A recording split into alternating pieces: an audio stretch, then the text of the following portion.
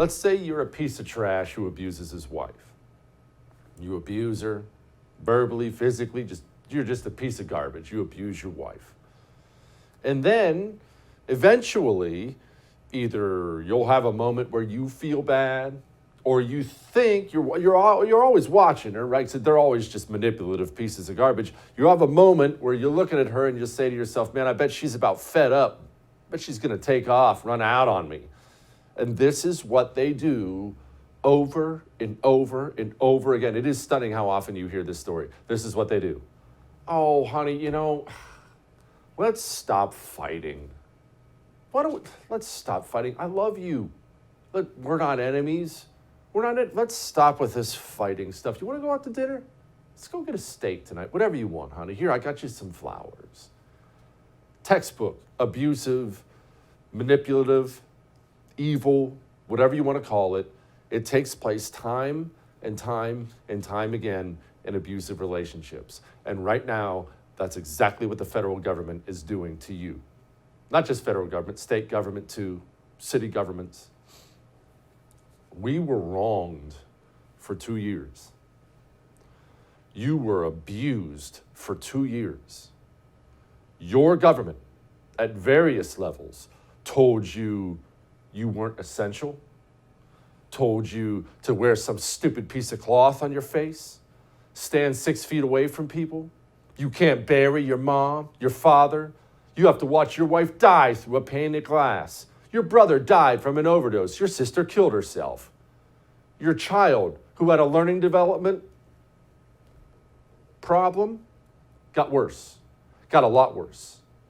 2 years, your government, the people in your government, the people in your system, the administrative state too, 2 years, they told you don't do this, and they did it. 2 years, don't you dare go out to eat. Sorry, they went right out to eat. 2 years, don't you gather with friends and family. They gathered with friends and family. 2 years. You don't get to have a funeral for your father. Oh, your dad, World War II veteran? No. Social distancing, COVID, haven't you heard? Then St. John Lewis retires, and about 1 million people gathered shoulder to honor old St. John. 2 years of these people taking every medication they told you not to take. 2 years of it. They took monoclonal antibodies to get over COVID and then banned him. You were abused in an evil way for 2 years, always in the name of the greater good, of course, always in the name of the greater good. And now I see it happening. They're going to do the, hey, I love you, let's stop fighting routine. Joe Biden did a little of it the other night. And that's not even what makes me angriest. What makes me angriest is this. I believe it is going to work on a huge percentage of people. The same reason it works on those women, God bless them, who have been abused. You want it to stop. You want the yelling, the fighting. You want everything to stop. And if they just, look, if it sounds like it's going to stop because we can get along again, then people will do it. No. There must be a reckoning.